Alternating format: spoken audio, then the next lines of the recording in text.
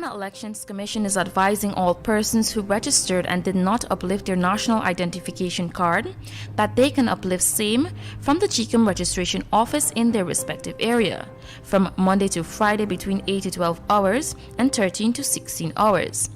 ID cards are only available for persons who registered before 2019 but never collected their ID card, persons who are older than 18 years and registered for the first time during the house-to-house registration 2019, persons who requested a replacement card because they lost their ID card, persons who requested a retake of ID photo, and persons who have had an ID card but requested change or corrections to their names or particulars.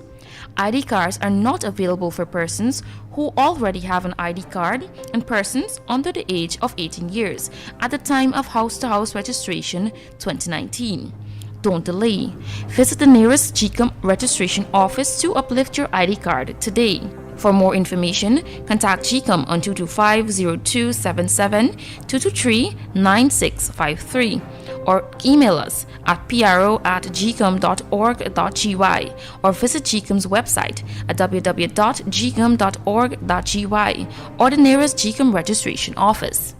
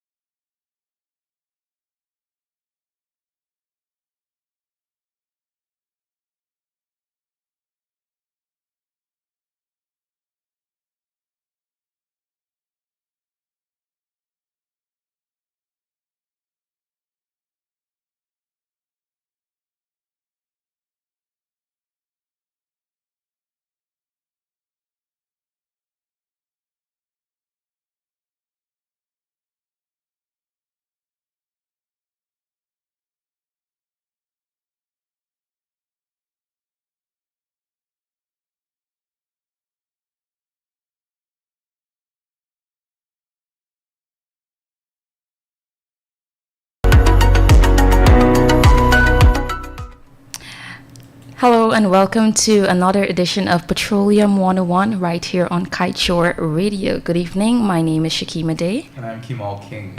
So I know you guys are usually used to Mr. King being here alone, but tonight we have a very special session and we will be talking about the Fleecing of Guyana series. But before we jump into the program, I'd just like to give you some updates.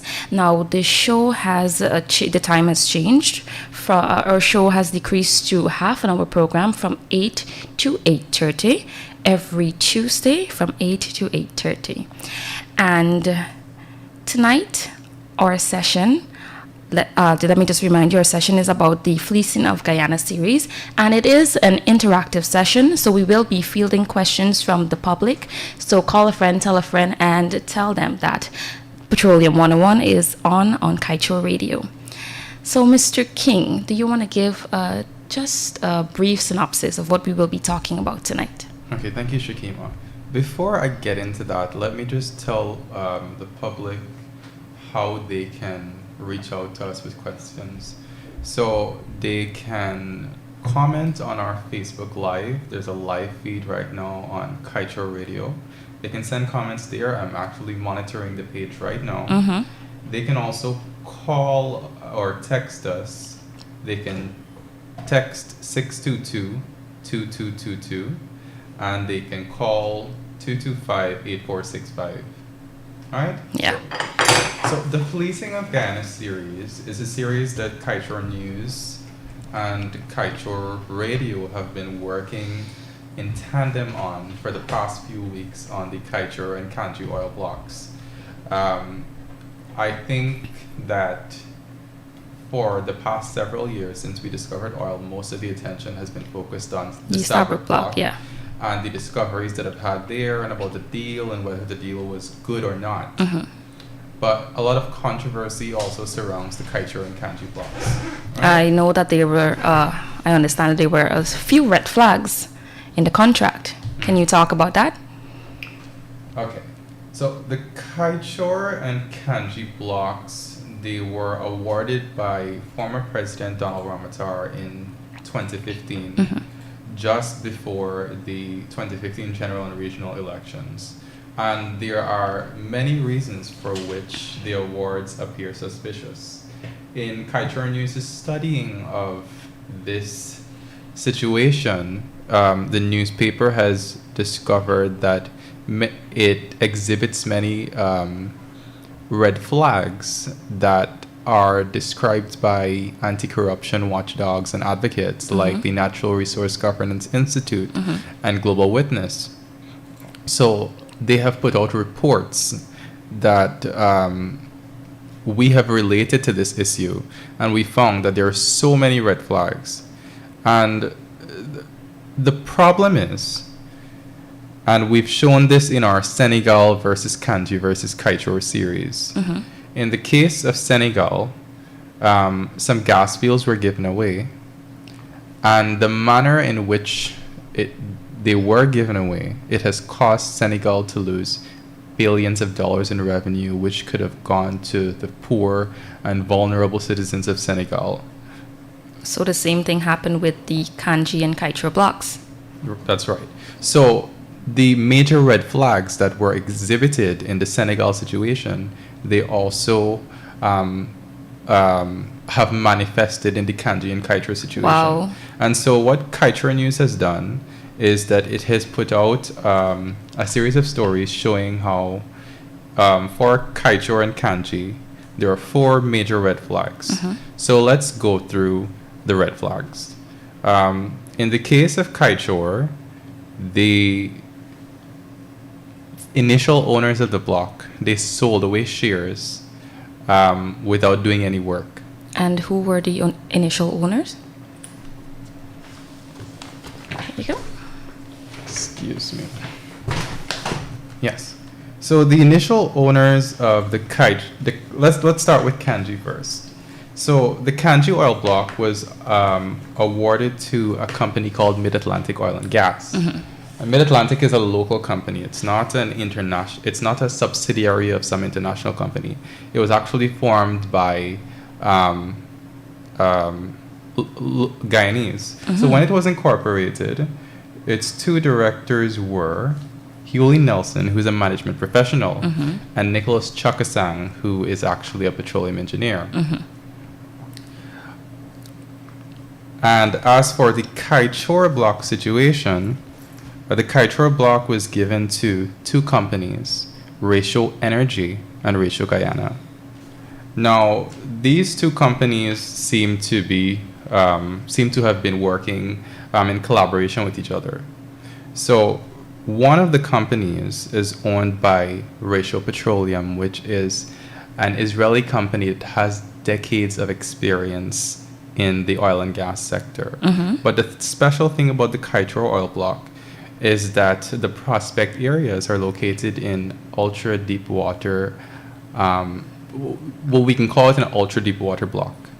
What I can tell you about an ultra deep water block, it's the deepest, in terms of the oil sector, it's the deepest that oil companies have had to drill and to explore. So I understand only a certain amount of oil companies can drill in ultra deep water.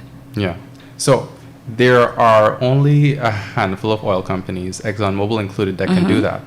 So for you to hand an oil block to a company that is, say, Mid-Atlantic, who just formed in just a few years before it received the license, it definitely raises certain red flags. So that's one of the red flags that we've noticed in this situation. For both the Kanji and Kaieteur blocks? Yes, that the blocks were given to companies that just did not have the technical expertise, the managerial and financial competence to acquire and develop ultra deep water blocks. And they are both ultra deep water blocks. So even though Ratio Guyana has a parent company with some experience in the oil sector, it did not have what was needed to develop the Kaieteur block. And it's an even more a startling situation in the case of the Kanji block. This company just popped up. Wow. So that's one of the red flags that has exhibited in this situation. So basically you're saying that they gave, say, let me use this example, they gave,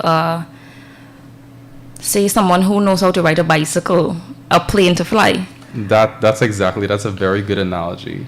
The thing about ultra deep water drilling is that many companies had not thought to venture there for many, many years. So they stuck to drilling in shallow water areas and as much as deep water areas, right?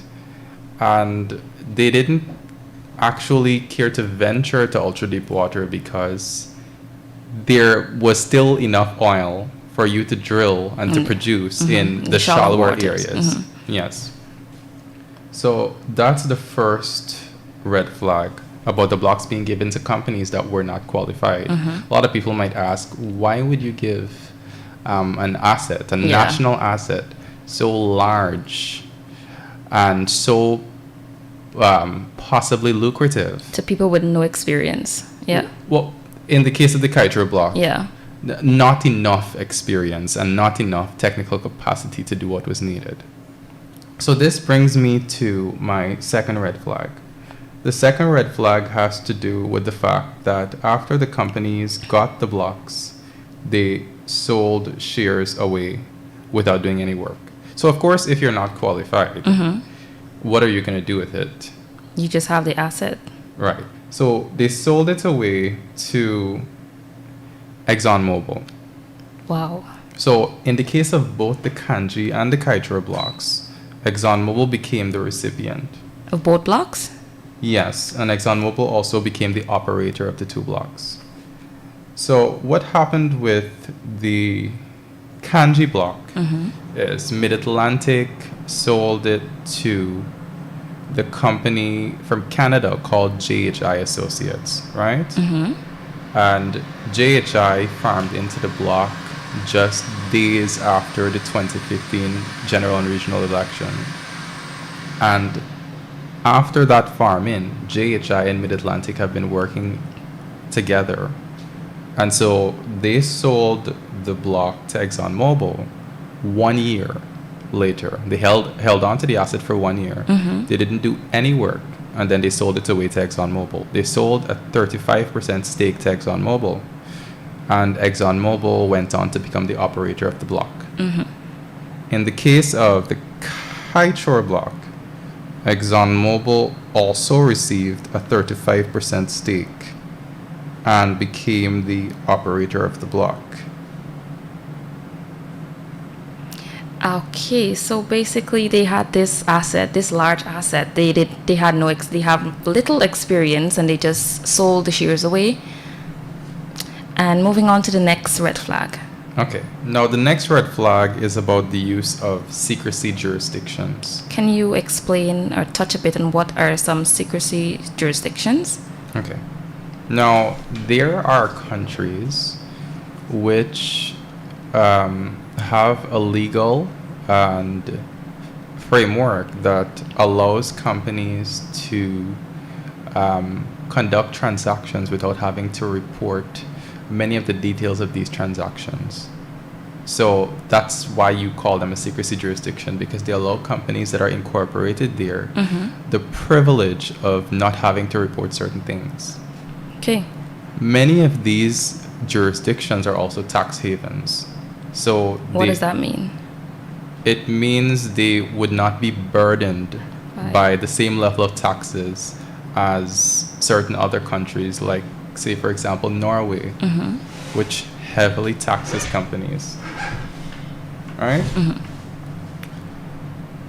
So the use of secrecy jurisdictions is something that's very, very common in the global oil and gas sector, but it has exhibited itself as a red flag in this situation because a lot of the details that the public has been looking for and that Kaieteur News has been looking for has been kept from us because of the fact that these companies were incorporated in secrecy jurisdictions. What are some of the details that the public should know about? Okay. I'll tell you about what would happen if a sale is made.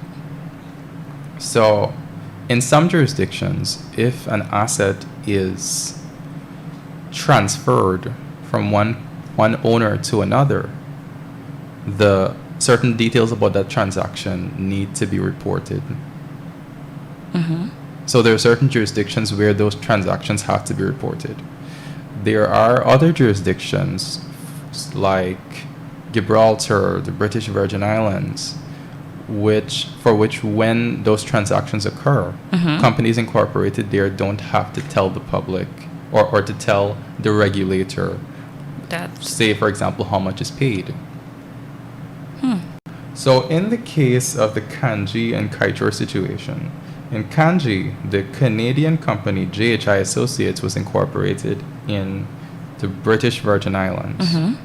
And in the case of the Kaieteur block, both Ratio Guyana and Ratio Energy were incorporated in Gibraltar. And Gibraltar is a jurisdiction that is notorious for facilitating financial secrecy. Interesting. Right? So the Natural Resource Governance Institute has said that red flags like these are not necessarily indicative of corruption, but they are strong tools that you have to use to inquire into what's going on. And the first time that the controversy had been raised about the giveaways of the Kanji and Kaieteur blocks, what happened is that the State Assets Recovery Agency, which is now defunct, had decided to start an investigation into what happened. And did they get any way? Nothing had come from that investigation. Earlier this year, Global Witness had released a report. And while most of that report was focused on the Stabroek Block Agreement, a part of it spoke also about the Kaieteur and the Kanji block situation.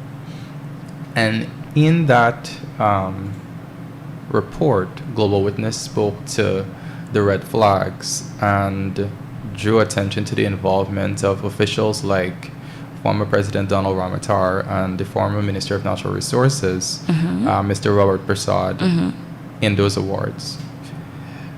Mr. Ramotar was actually the person that signed away the two blocks. Both blocks? Both the Kaieteur and Kanji blocks? Yes. So the Kaieteur block was signed away on April 28, 2015, and the Kanji block was sold away on March 4, 2015, not too far from each other by Mr. Ramotar. And when the controversy had arisen about this, he wrote a letter in the Stabroek News. and he noted that applications had been made for the block since 2012 and 2013. So right then and there, a lot of people started to ask the question, if the applications were made in 2012 and 2013, what caused you to process and complete these applications so close to the election? This election that eventually led to you being unseated by the David Granger coalition, right? So what role did Mr. Prasad play in the giveaway of the blocks?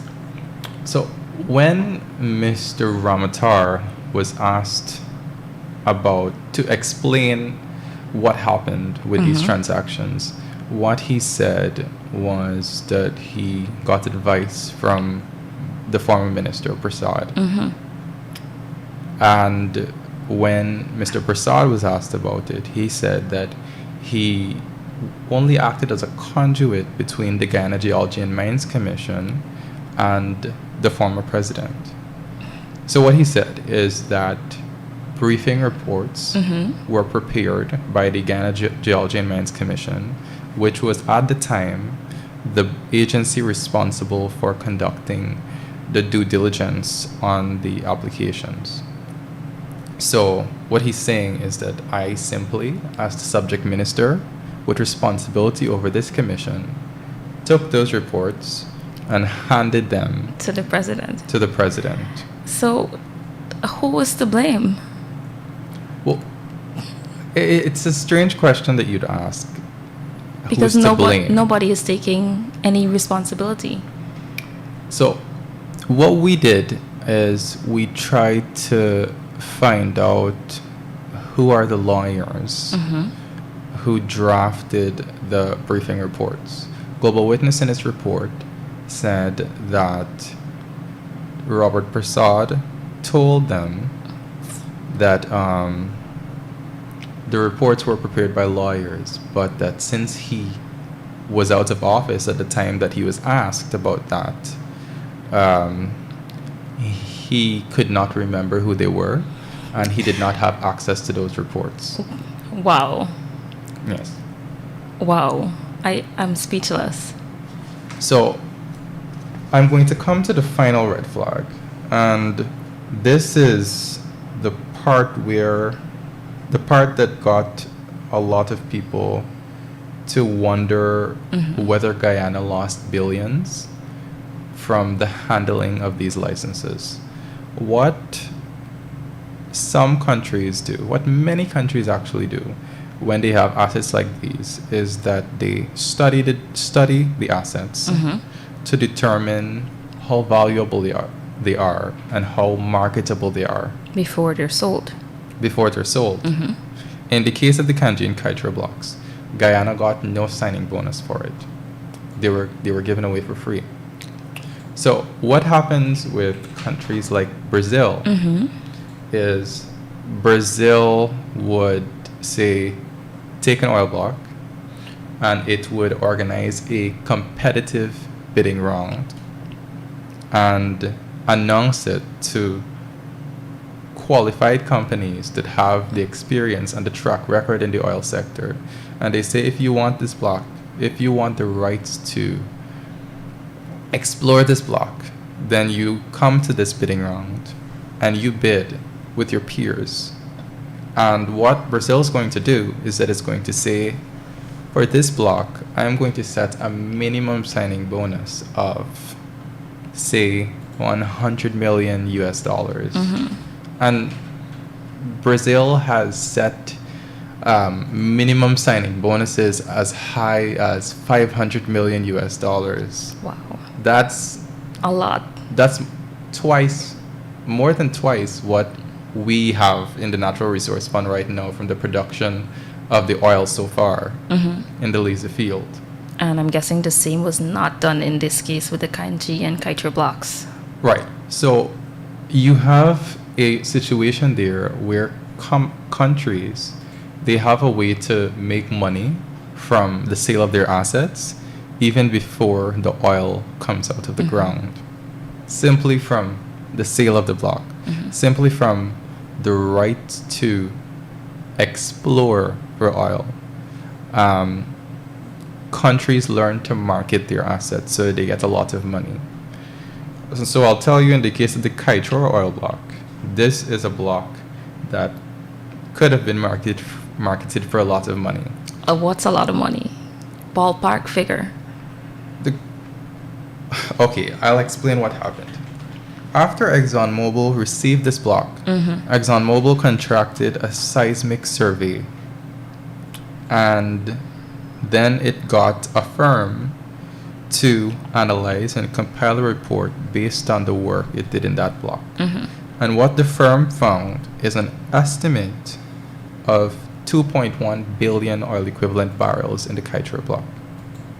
And so what ExxonMobil is now going to do, that it's actually doing right now, it's currently drilling the first well in the block based on the results of that survey. So Guyana lost all that money. We won't know truly how much Guyana lost. We wouldn't know. But it's a lot. A lot of money that could have been put towards what? I don't know what it could have been put towards. But yeah. So this is the Kaieteur County block situation. And that is why we came up with this very creative headline, the Fleecing of Guyana series.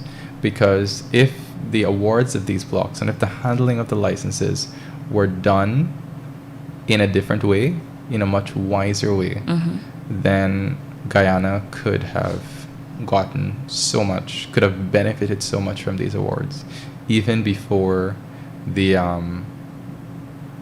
put the drilling equipment into the blocks. Wow.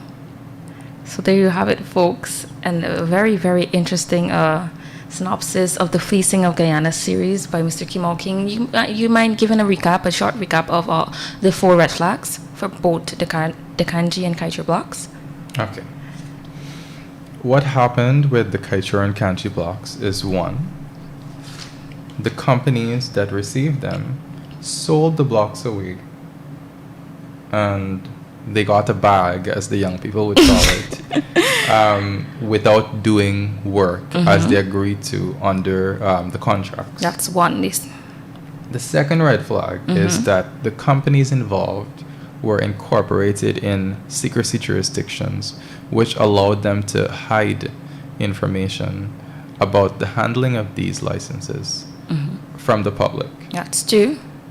The third red flag is that the owners were not qualified. They did not have the competence to acquire and develop these blocks. And the final and the biggest one.